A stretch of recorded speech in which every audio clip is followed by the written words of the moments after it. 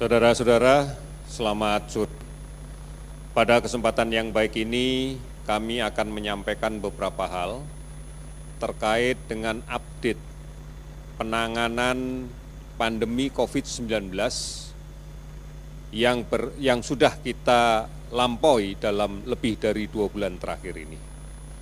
Saudara-saudara, mari kita kembali lagi kepada hal yang prinsip dan mendasar dari penyakit COVID-19 ini. Penyakit COVID-19 ini adalah penyakit menular yang pasti harus ada sumber penularan dan ada orang lain atau kelompok masyarakat lain yang rentan untuk tertular. Kita ketahui bahwa COVID-19 adalah penyakit yang disebabkan karena virus dan menyerang sepanjang saluran pernafasan, mulai dari rongga hidung, mulut, kemudian langsung ke paru-paru sampai dengan ke gelembung-gelembung akhir paru. Penyakit ini, virus ini tumbuh dan menjadi banyak melakukan replikasi di sepanjang dinding saluran ini. Oleh karena itu, pada orang yang di dalam tubuhnya terdapat virus COVID-19 ini, pada saat dia batuk, pada saat dia bersin, pada saat dia berbicara, maka sebagian dari dinding saluran pernafasan ini akan terlepas keluar bersamaan dengan percikan-percikan udara yang sangat kecil yang kita sebut droplet. Inilah yang kemudian menyebar luas ke sekitarnya dan bisa saja secara langsung mengenai orang lain di saluran nafasnya, sehingga dalam waktu cepat maka akan terjadi pemindahan virusnya. Atau bisa juga mengenai benda-benda yang ada di sekitarnya, yang karena kemudian tidak kita sadari, kita menyentuhnya, maka terjadi pemindahan virus ini dari benda itu ke tangan kita. Dan selanjutnya tanpa mencuci tangan, kita memegang mulut, hidung, mata, dan sebagainya, maka akan terjadi penularan ini. Oleh karena itu, mekanisme inilah yang harus menjadi dasar bagi kita untuk mengendalikan dan memutuskan rantai penularannya. Yang pertama tentunya kita harus melakukan isolasi kepada orang yang membawa penyakit ini, membawa virusnya. Mekanisme ini tidak begitu mudah bisa kita lakukan, karena kita tahu bersama bahwa sekarang ini banyak orang yang membawa virus namun memiliki keluhan atau gejala yang sangat kecil, sangat minimal, bahkan tanpa gejala. Nah, inilah yang kemudian akan menyebabkan mereka merasa tidak sakit dan merasa tidak perlu kemudian melindungi dirinya.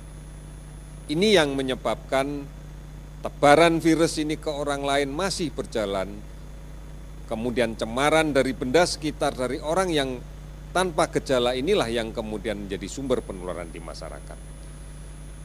Saudara-saudara sekalian, khusus untuk sumbernya, pada fase-fase awal memang betul sumber ini berasal dari orang yang datang ke tanah air, yang membawa penyakit, yang kita sebut sebagai imported case.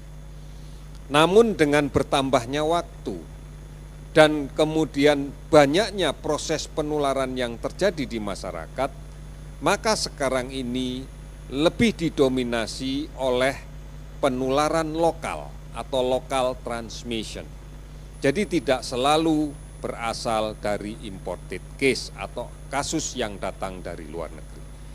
Inilah yang menjadi problem kita dan inilah yang kemudian mestinya menjadi fokus kita bersama untuk kemudian mengendalikannya serta memutus rantai penularannya. Saat ini problem yang kita hadapi bukan hanya murni berasal dari transmisi lokal, bukan hanya dari penularan lokal. Namun seperti yang kita telah ikuti beberapa saat yang lalu, penjelasan dari Ibu Menteri Luar Negeri, banyak sekali saudara-saudara kita yang pulang ke tanah air kita tahu kepulangan mereka ini juga terkait dengan adanya pandemi COVID-19 di seluruh dunia. Oleh karena itu, apapun yang terjadi kita harus menerima karena mereka adalah saudara-saudara kita. Pemerintah secara ketat telah menetapkan protokol kesehatan yang tujuannya adalah mengamankan mereka. Jangan sampai mereka masuk ke tanah air kita dalam kondisi sakit. Oleh karena itu kita harus melakukan pemeriksaan yang lengkap, yang komprehensif pada semua warga negara kita yang kembali ke tanah air. Tujuannya adalah satu, memastikan mereka tidak sakit. Manakala mereka sakit, maka kewajiban negara untuk merawat mereka agar sampai sembuh tuntas dari penyakit ini. Kemudian yang kedua adalah melindungi kita yang berada di tanah air, saudara-saudara mereka di rumah, di kampung, di lingkungannya, agar tidak tertular manakala kita tidak bisa mendeteksi mereka yang positif COVID-19. Oleh karena itu, inilah yang menjadi kerja keras kita, bukan hanya melindungi saudara kita yang baru kembali dari luar negeri, tetapi juga melindungi semua yang ada di tanah air ini, terutama saudara dekat mereka agar tidak tertular. Mekanisme inilah yang kita lakukan sampai saat ini dan akan terus kita perkuat. Baik saudara kita yang datang melalui bandara udara maupun pelabuhan laut. Juga saudara-saudara kita yang kembali melalui pos lintas batas darat. Ini yang harus dilakukan dan inilah yang kemudian kita lakukan. Oleh karena itu kami mohon untuk bisa dipahami bahwa proses kembali mereka ke tanah air bukan kita hambat, bukan kita persulit, tetapi semata-mata agar kita maksimal bisa memberikan perlindungan kepada semuanya. Ini yang harus kita lakukan. Kami mohon pengertian keluarga yang di tanah air, bahwa memang inilah prosedur yang harus kita lakukan dalam rangka menjalankan protokol kesehatan untuk saudara-saudara kita yang baru pulang dari luar negeri. Saudara-saudara, transmisi lokal, penularan lokal saat ini menjadi perhatian kita bersama. Oleh karena itu, maka kebijakan kita, kebijakan pemerintah untuk yang pertama, gunakan masker dimanapun, ini menjadi penting. Karena bukan saja melindungi orang yang rentan agar tidak tertular, tetapi juga melindungi orang yang sakit agar tidak menularkan ke orang lain. Baik melalui droplet langsung maupun melalui percikan droplet yang mencemari di daerah atau benda-benda di sekitarnya yang akan berpotensi untuk menjadi sarana penularan. Inilah kemudian yang mengharuskan kita semua menggunakan masker dan mengharuskan kita semua untuk rajin mencuci tangan dengan menggunakan sabun dengan air yang mengalir. Apabila ini kita lakukan bersama-sama, maka sebenarnya yang lebih penting lagi bukan hanya menggunakan masker tetapi menghindari untuk bertemu, untuk kontak dekat dengan siapapun yang kita tidak mengenalnya, dengan siapapun yang berada di luar kita. Oleh karena itu, menjaga jarak menjadi sesuatu yang penting. Secara mendasar, kita sekarang tidak bisa lagi meyakini bahwa saya berada di lingkungan yang aman, bahwa saya akan bertemu dengan orang-orang yang sehat. Oleh karena itu, tidak keluar rumah, tetap berada di rumah dan semuanya dikerjakan dari rumah sehingga tetap kita bisa produktif di rumah adalah menjadi pilihan yang terbaik. Tidak keluar rumah kecuali untuk hal yang terpaksa harus keluar. Oleh karena itu tetap di rumah, tidak melakukan perjalanan kemanapun, termasuk tidak mudik. Karena kita tidak bisa memberikan jaminan bahwa sepanjang perjalanan kita akan berada dalam posisi yang aman dan tidak tertular oleh penyakit ini. Kita tidak mungkin pada suatu saat terpaksa atau meyakini tidak akan pernah ketemu orang lain, tidak pernah terpaksa dalam kontak yang dekat, atau kita menggunakan fasilitas sarana yang kita tidak tahu siapa yang menggunakan sebelumnya. Misalnya pada saat kita berada di rest area kalau melakukan perjalanan menggunakan jalan tol, berada di toilet umum, berada di tempat-tempat umum, di rumah makan dan sebagainya. Inilah yang kemudian memberikan ruang yang paling mungkin untuk terjadinya penularan.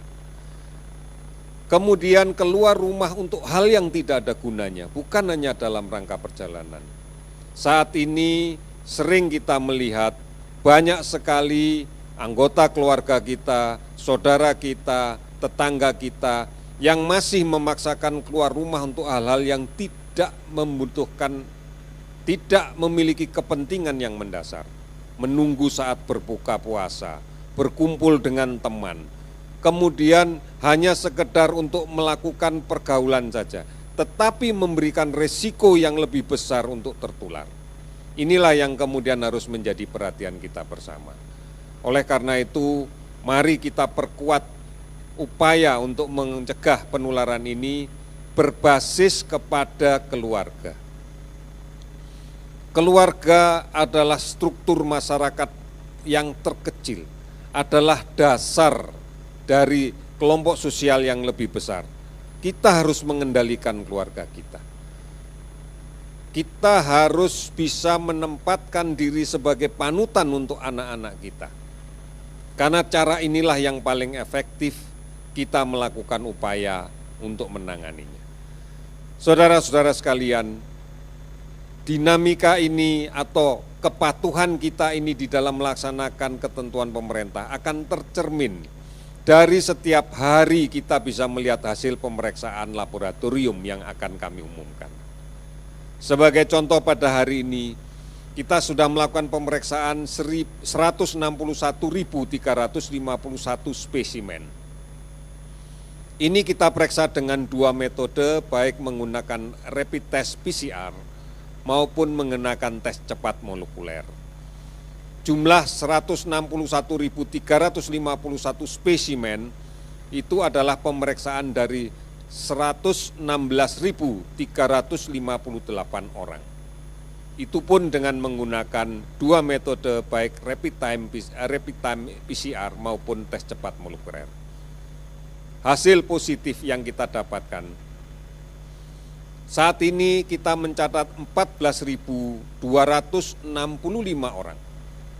Hasil negatif 102.093 orang. Dari jumlah tersebut, kalau kemudian secara keseluruhan di dalam konteks untuk penanganan COVID-19 ini, kita telah melakukan pemantauan lebih dari 249.105 orang. Sebagian besar sudah selesai kita pantau. Kemudian pasien dalam pengawasan sebanyak 31.994.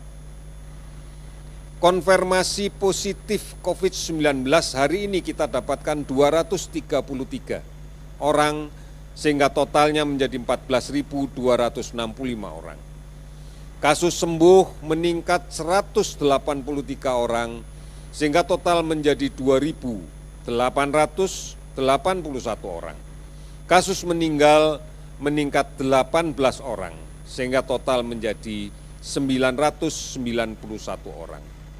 Sudah 373 provinsi yang 373 kabupaten yang terdampak di 34 provinsi. Oleh karena itu, saudara-saudara sekalian, mari kita pahami betul. Penambahan dari hari ke hari ini adalah gambaran bahwa proses penularan masih terus terjadi. Masih ada kasus positif yang berada di tengah kita, yang belum melaksanakan isolasi dengan baik. Masih ada kelompok masyarakat rentan yang belum menyadari bahwa dirinya berpotensi untuk tertular. Oleh karena itu, pastikan bahwa disiplin kita untuk mencuci tangan dengan menggunakan sabun, bahwa disiplin kita untuk memakai masker, bahwa disiplin kita untuk menjaga jarak fisik pada saat berkomunikasi, bahwa disiplin kita untuk tetap berada di rumah, bahwa disiplin kita untuk tidak melakukan perjalanan dan tidak mudik harus kita ukur dengan data-data yang kita dapatkan hari demi hari. Mari kita bisa melindungi diri kita agar tidak sakit. Kita bisa melindungi keluarga kita agar tidak sakit. Kita bisa melindungi orang lain. Kita bisa melindungi lingkungan kita. Dan kita bisa melindungi negara kita. Kita mampu melindungi negara kita dengan selalu bergotong royong dan selalu bersemangat untuk bersama-sama menghentikan, memutuskan rantai penularan COVID-19. Indonesia pasti bisa, kita pasti bisa. Sekian dan terima kasih.